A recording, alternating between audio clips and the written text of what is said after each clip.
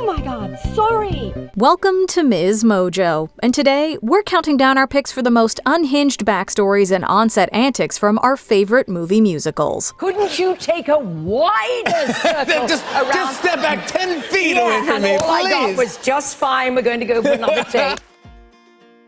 Number 10, the hottest hand jive ever, Grease. In the middle of this nostalgic 50-set musical, the students of Rydell High compete in a dance marathon in the gym. The scene was filmed in a real high school gym instead of a set. Daddy, this is so exciting. Yeah, well, you see, what you gotta do is make friends with the cameraman. You know the cameraman? Yeah, his name's Ted. Film sets are already sweltering. Lights, cameras, and all that machinery can heat up even the most well-ventilated space. Add in dozens of people and a high-energy dance routine, and watch the temperatures skyrocket. Come on now, hand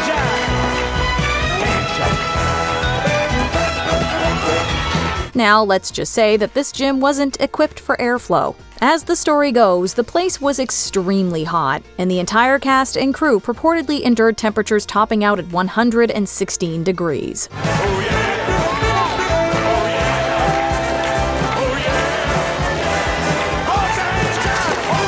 Number 9, Reshot and Refreshed, Annie. Maybe we fix it again with something shady. Where does that get us? Give you one guess. Easy Street is one of the great villain songs. Carol Burnett, Tim Curry, and Bernadette Peters performed the number in the 1982 adaptation of the hit Broadway show, but the version they originally shot was very different. It was just with 400 extras, dancers, singers. It was overkill. Right. You know, and both Tim Curry and Bernadette Peters and I said, it really should be short with just the 3 villains. You know, they're doing too much. Deciding that the large-scale, jam-packed sequence they devised was excessive, the filmmakers reshot the whole thing. There was just one problem. Carol Burnett had treated herself to a touch of plastic surgery in the interim. As a result, when Miss Hannigan comes out of a closet towards the start of the scene, she debuts a brand new chin. Best piece of direction I ever got. He said, well, dear, just come out looking determined. Number 8, One Take Wonder, La La Land. Sun is nearly gone. The lights are turning on. A silver shine that stretches to the sea. A pivotal scene sees Mia and Sebastian falling in love over a sunset scene on a hill. This was shot on location and required an actual setting sun behind the actors. This left Ryan Gosling, Emma Stone, and the entire crew very little room for error. To know, so you agree. That's right. What a waste of a lovely night.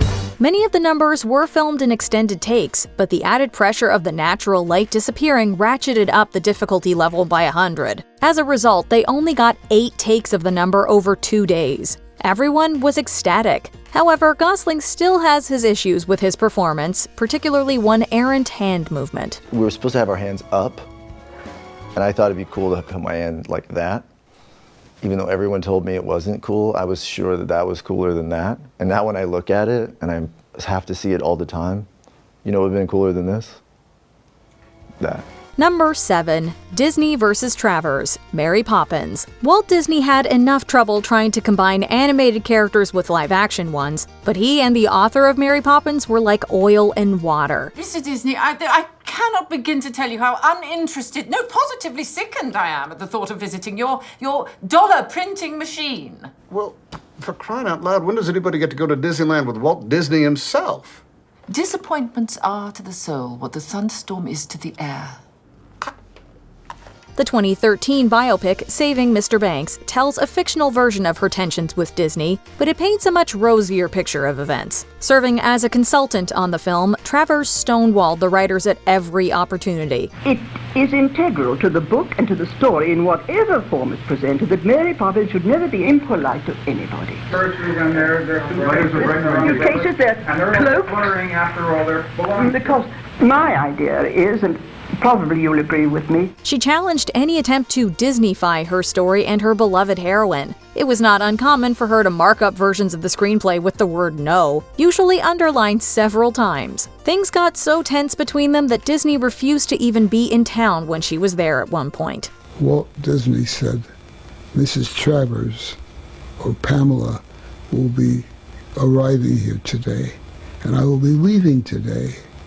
I'm going to my house in Palm Springs, and I'll be back when she leaves. Number 6, an international incident. Evita. It took years to bring the Andrew Lloyd Webber musical to the screen. The production went through multiple directors, writers, and leading actors before it finally started shooting in 1996. Meryl Streep and Michelle Pfeiffer were both set as the lead before Madonna took the role of former Argentine First Lady Eva Perón. Stand back, you ought to know what you're gonna get in me. Just a little touch of star quality. Unfortunately, the film almost caused an international incident. Indeed, protests erupted in Argentina over Madonna's casting. The production actually had to hold a press conference to quell anxieties about Hollywood trampling Perón's legacy. Truthfully, I think that the negative remarks that people have made are based on things that people don't know and don't understand.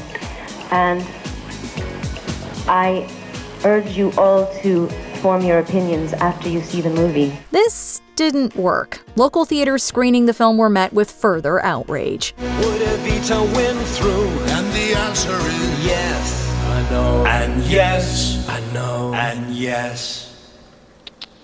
No.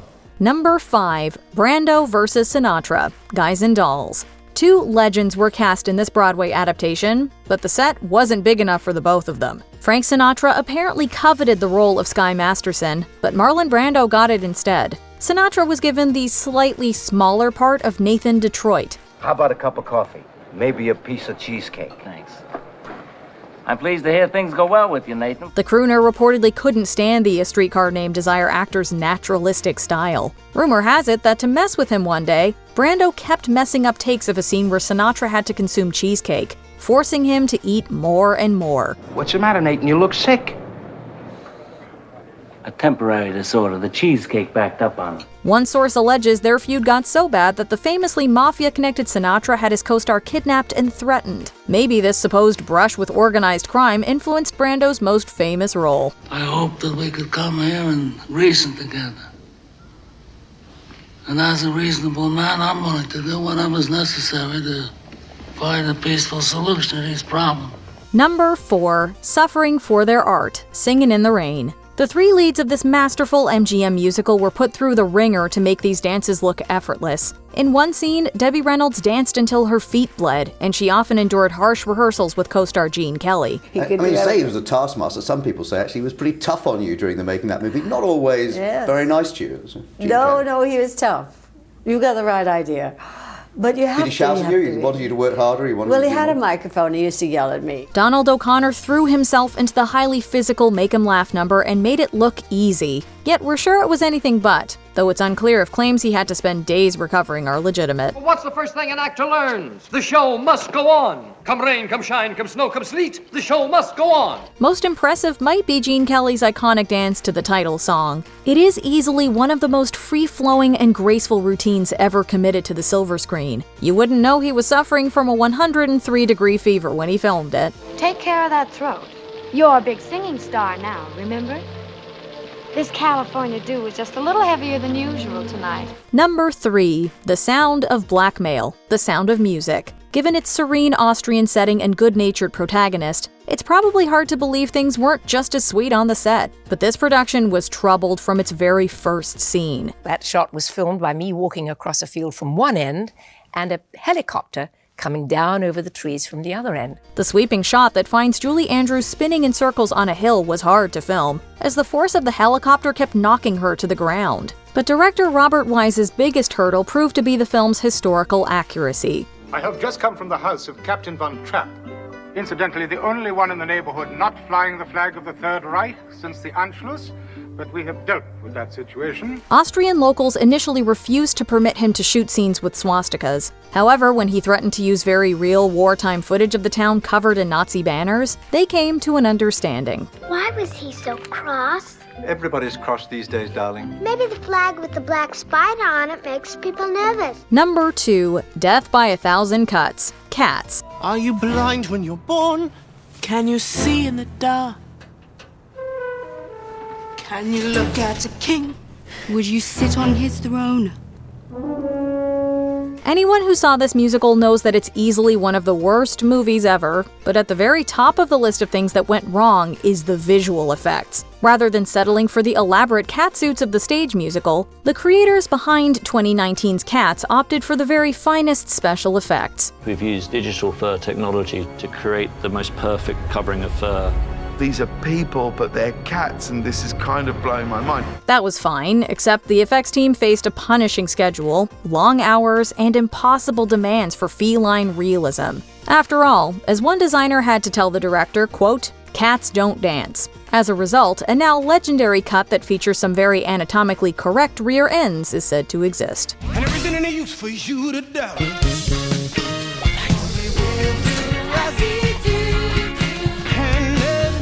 Anything about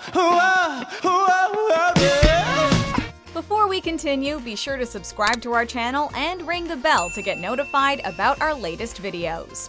You have the option to be notified for occasional videos or all of them. If you're on your phone, make sure you go into your settings and switch on notifications. Number 1. Mishaps and injuries and asbestos. Oh my. The Wizard of Oz. Sometimes movie magic is not magical at all. Frankly, the making of this family-friendly classic could inspire a list all on its own. We came back from lunch, and everybody again is tired. It was all just one mistake after another. At one point, Wicked Witch of the West actress Margaret Hamilton was severely burned during a pyrotechnic stunt gone wrong. Original Tin Man actor Buddy Ebsen had to exit the production after a severe toxic reaction to the aluminum dust used in his makeup. Pretty soon my lungs were coated with it. One night I took a breath and nothing happened. They got an ambulance for me and got me down to the hospital. Oh, and the snow in the poppy field scene was actually asbestos, which is highly toxic in its own right. From near-fatal injuries to dangerous props to dark urban legends, the set of The Wizard of Oz was pure nightmare fuel. We dream lots of silly things when we... No, Aunt Em. This was a real, truly live place. And I remember that some of it wasn't very nice. Did these chaotic backstories make you think differently about these movies? Let us know in the comments. It's all right. It's all right, Mrs. Travers. Mr. Banks. Going to be all right, I promise. It's just... I can't abide cartoons. Do you agree with our picks? Check out this other recent clip from MsMojo. And be sure to subscribe and ring the bell to be notified about our latest videos.